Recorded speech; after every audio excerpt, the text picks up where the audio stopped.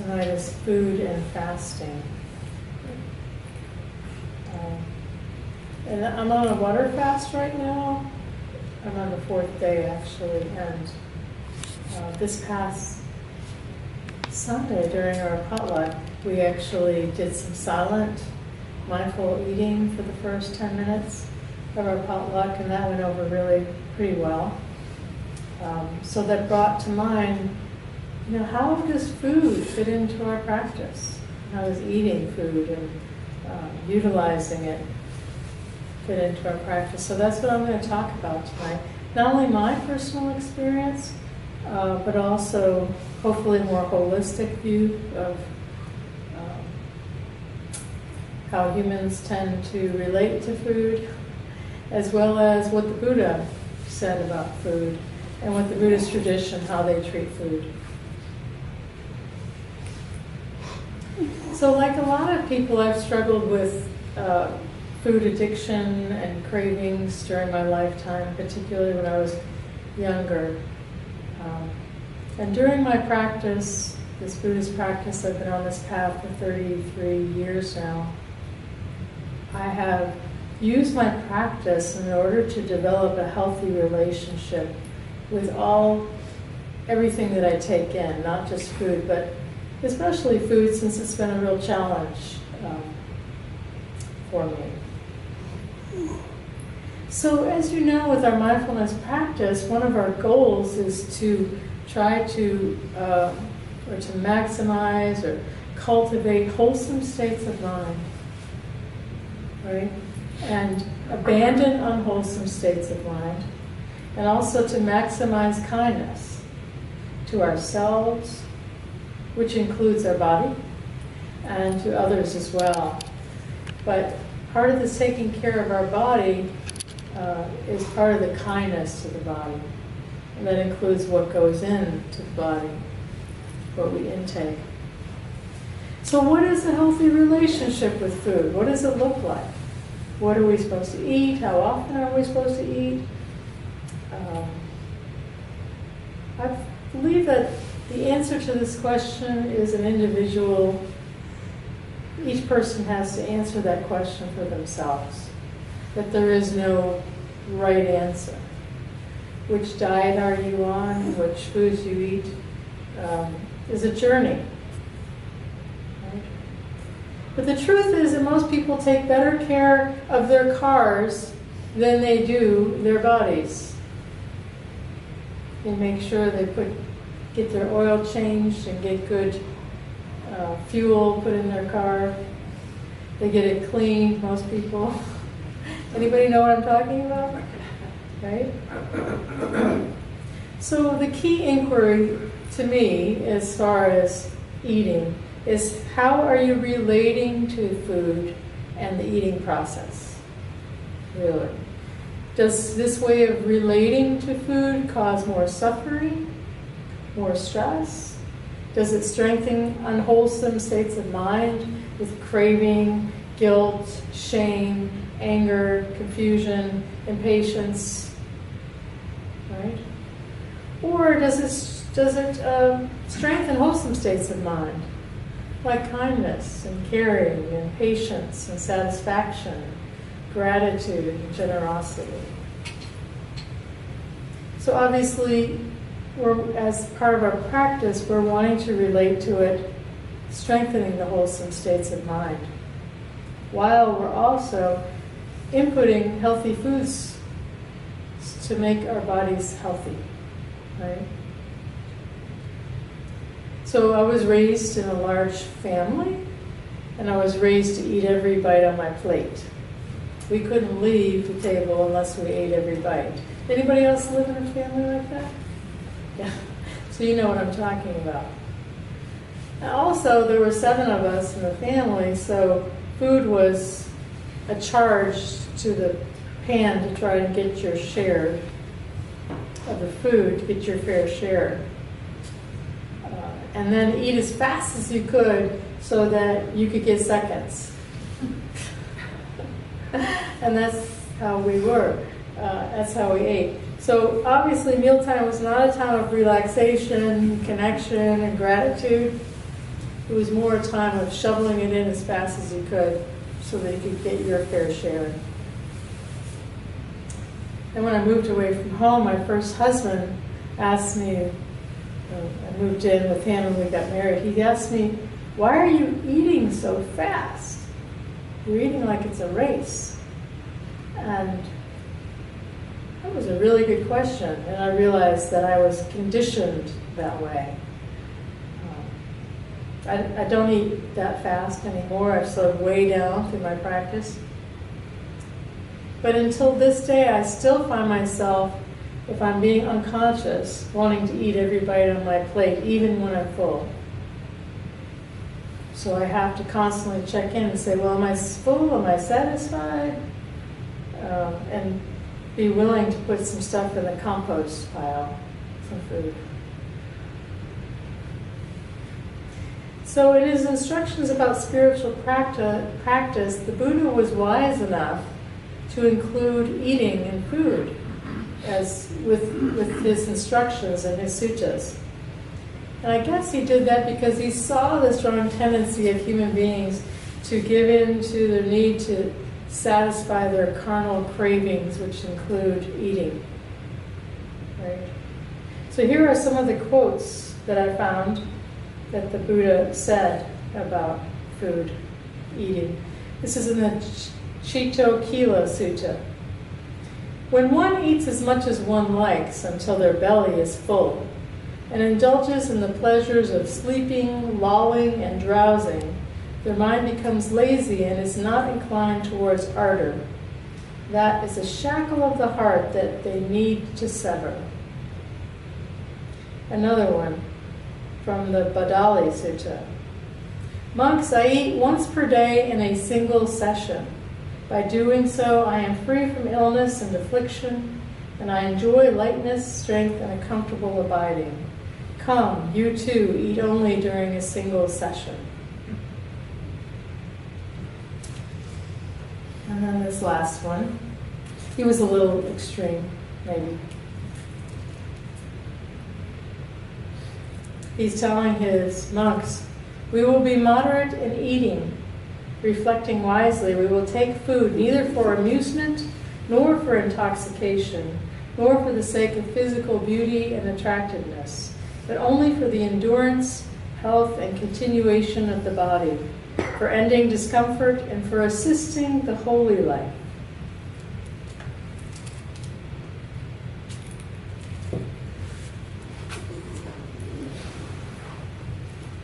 So the Buddha was instructing people to eat mindfully, to pay attention to their process, not overindulge, right? Not to give in to the craving or greed around food that we often feel, but instead to see food as something necessary to sustain life and sustain good health. And it was a part of our practice, right? Here's another quote from one of the suttas. He said, if you knew as I do the power of generosity, you would not let a single meal pass without sharing some of it.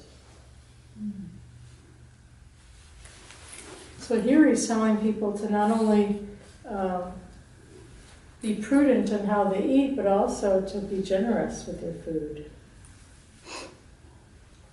So is this line of thinking antithetical to our society?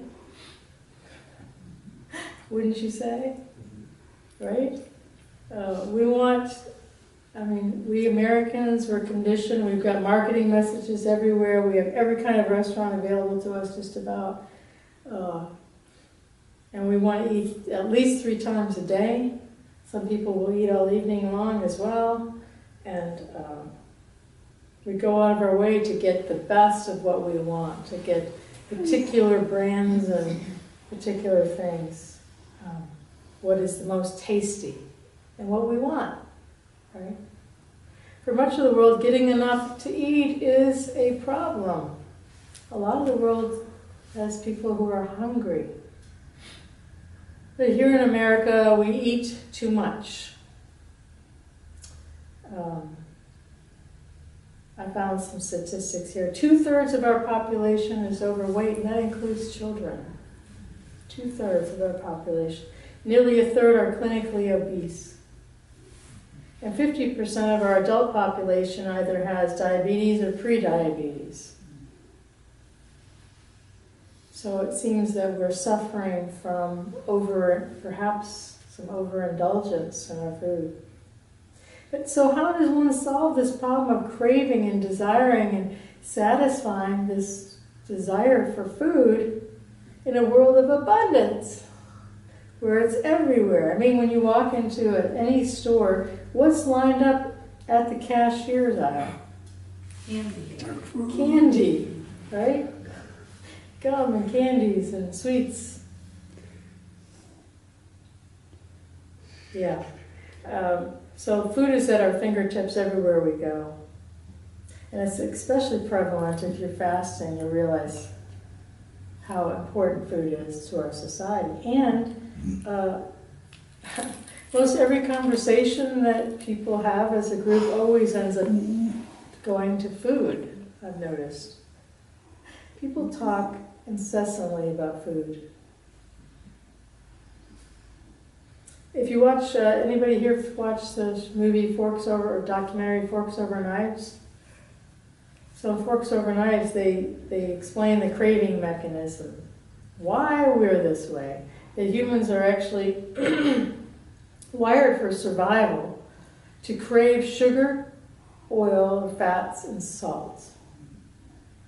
Because if we get enough of those, we can build up some weight in order to deal with the dry periods when we were, 20, 30,000 years ago, when we didn't get food all year round. So these chemicals, the pleasure, when we eat fat, sugar, and oil, or salt, the brain actually releases dopamine, the pleasure chemicals, and gives us a hit, a little high, right? So then we get addicted to the dopamine, so then we're craving more salt, oil, and sugar. And then we're craving more. We want to keep getting these dopamine hits over and over and over again. But as we know, salt, oil, and sugar may not necessarily be particularly healthy for us. So then when we realize, also processed food companies, I just took a 3-month nutrition course. Processed food companies and cooks, the best cooks, understand our craving mechanisms, right? That we're craving the salt, oil, and sugar. And if you look at most all foods, they're just loaded. You look at the ingredients, they almost all have salt, oil, and sugar, or a combination of them. Because they actually hire people, chemists, cooking chemists or whatever, to come in and provide the ingredients to make it most addictive, so that people will continue to buy those same product over and over again. We're kind of screwed, aren't we? So when we choose to eat healthfully and become free from our food addictions, what's going to happen? We're going to have withdrawal symptoms and anxiety, and maybe some terrible cravings for our salt or sugar-filled foods. Being with our cravings, mindfully being with our cravings, and riding the waves of cravings when they come and they hit really strong, bringing our attention to them in the way we do difficulties on the cushion. And know that all these cravings are temporary. They do go away. They do recede. So before I renunciate, I wasn't worried about being bald. I wasn't worried about, having to follow the daily schedule or protocol. I was most worried about not being able to eat after noon each day. I didn't think that I could do that, because where I was, we only ate breakfast and then lunch, and we had to be finished before noon each day. We also had to eat whatever was given to us and not be picky or greedy, and only eat the amount we needed in order to be satisfied. So it was part of a practice. And we said a prayer of, may we have gratitude and appreciation for this food. Of course, it was in Pali, but really giving reverence to the food and the aliveness of the food before we ate it, and to whomever gave it to us as well. So this was a great practice for me, because number one, I learned that I could go without eating after noon and be comfortable. It took a week or so, but I got through it. And I also learned that food was not as important to me as I thought it was beforehand. So when you go on retreat, you eat anyone here been on meditation retreats? So on meditation retreats, you know that you eat what's given to you.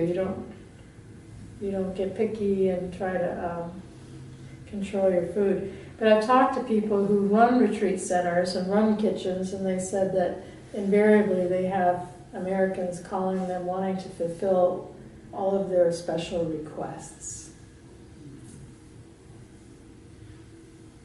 Now my dad, he's got some wisdom in him. He's said for years this quote. He says, "I eat to live, I don't live to eat."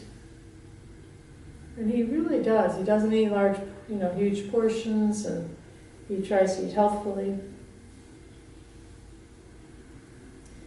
So when Buddha was cultivating his way in the Himalayas, he was, in the course of his practices, he realized that desire was the root of all suffering, craving, attachment. And so for a while he thought, he saw his desire for food. If he could extinguish his desire for food by not eating, then he would be happier. He would be able to realize the truth and be free from craving.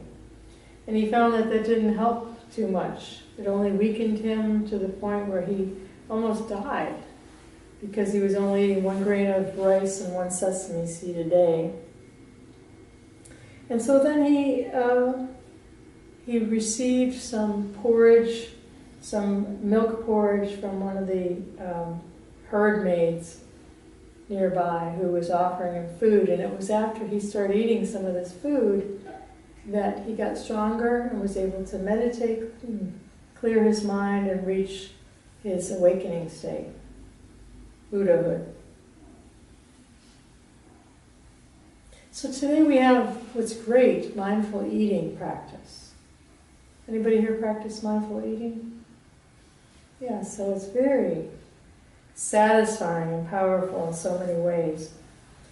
So the first thing we're supposed to do with mindful eating practice is look at the food, smell the food, look at all the colors, the beauty of the food. And then we're supposed to imagine all the people and resources it took to bring that food onto our plate. And when you start to do this, it's like endless. We need sun, the rain, the wind, the right soil, the right temperatures. We need the people that are weeding and cultivating, and it goes on and on and on. Even to the truckers and the people that work at the grocery stores to bring the produce there, or the food. And then you're supposed to eat slowly with full awareness of each bite. Right? And I'll tell you what, the food is delicious when you do this. So my own eating practice today, I eat 2 meals a day, lunch and dinner when I'm eating. And I try to not eat anything after 6 or 7 p.m. in the evening, and then I don't eat until noon the next day. It's called intermittent fasting, and it works just really well. My body likes it, feels healthier and freer and lighter. But I try to eat at least 1 meal per day with full mindfulness, mindful eating, usually my lunch. There is this tendency to want to watch the internet, watch the television, read a book while we eat, talk to someone on the telephone. Does anybody know what I'm talking about? So most of us want to eat mindlessly. But I find that there's much more joy and appreciation if I can eat at least 1 meal a day mindfully. So as I said before, I'm fasting right now, practicing planning to do 10-day water fast, maybe 2 weeks, depending on some variables. But last year I fasted for 25 days, but it was for health purposes, right? But I was amazed at the benefits that I got that were spiritual. My mind became crystal clear and sharp. It was amazing. I saw clearly craving mind, wanting food. And I'll tell you more about that in a minute. But I didn't know that fasting was part of the Buddhist tradition. I did some research, found out that it is in the Mahayana tradition. Fasting in monastic communities, a practice undertaken by some adult monastics under the guidance of a skilled mentor. And it's an ascetic practice used to heal the body and purify the mind. Heal the body and purify the mind. And I can definitely see that. So this practice, fasting practice, can lead to increased mental awareness and connection with our desires as a human being. Moreover, fasting highlights our attachment to food and good flavors. And it helps us distinguish between a real need for food and a craving for food. Because I've noticed that my hunger the past 4 days is not because my body needs food. It's because my mind starts to fantasize, oh, what I really want right now, what would really taste good right now. And then I get a wave of craving, strong craving. In this practice, the Mahayana fasting practice, he or she starts eating dry bread for 3 days, preparing their body, their stomach for no food. Then the standard fasting period is 18 days, and they're allowed to drink water during those days. When they end the fast, they eat porridge, small portions of thin porridge, gruel every few hours for 3 days afterwards, until the digestive system has come back online. And if the first fast is successful and beneficial to their practice, you're doing it for their practice, then one attempts the next time a 36-day fast. Kind of intense, right? But not all monastics do it. It's totally optional. So when I fasted 25 days last year, and it's happening already, I found that my mind becomes so clear and still, almost like I've been on retreat for 2 or 3 weeks. I mean, it feels the same as when I've been on retreat for 2 or 3 weeks, meditating 10, 12 hours a day. So it's definitely an important spiritual practice. And I see, when the mind does say things, I see it very clearly. I hear it just very clearly. So there's a lot of clarity of mind, body. Even my senses are totally heightened. I can smell people. I can hear things I normally don't hear. So the senses become very heightened.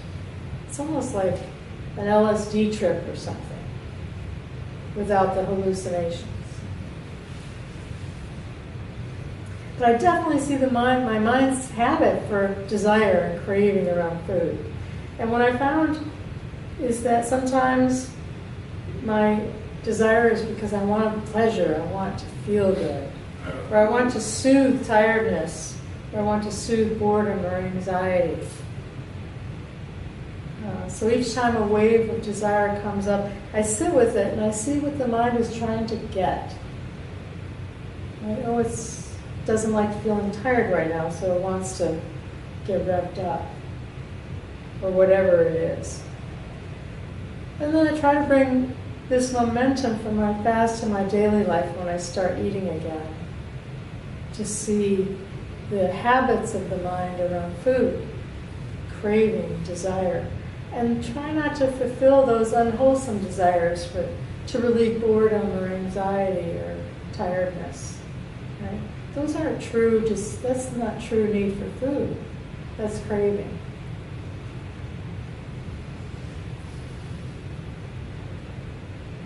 So eating food is a necessary part of being a human being. We have to eat to survive. Those of us who are thinner probably can't fast for 36 days. But this need doesn't need to be driven by unconscious craving, food addictions, right?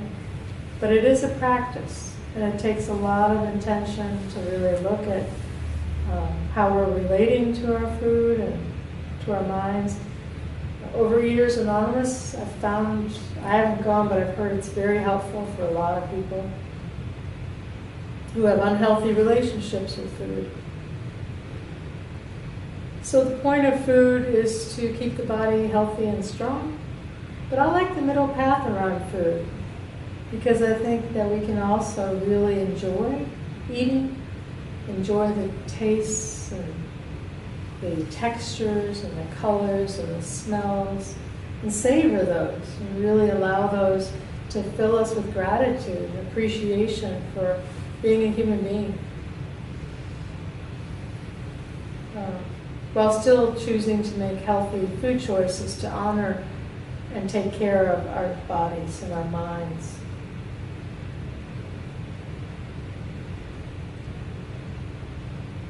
So this is a poem. I said to the wanting creature inside me, by Kabir. I said to the wanting creature inside me, what is this river you want to cross? There are no travelers on the river road and no road. Do you see anyone moving about on the bank or nesting? There is no river at all, and no boat and no boatman. There is no tow rope either, and no one to pull it. There is no ground, no sky, no time, no bank, no ford, and there is no body and no mind. Do you believe there is some place that will make the soul less thirsty? In that great absence, you will find nothing. Be strong then and enter into your own body. There you have a solid place for your feet. Think about it carefully. Don't go off somewhere else. Kabir says this, just throw away all thoughts of imaginary things and stand firm in that which you are.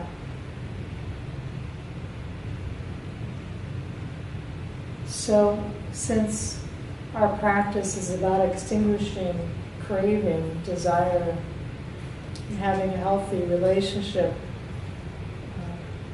with ourselves and with the world, I hope that someday, if your practice deepens, you choose to start looking at your own process, your own relationship with food.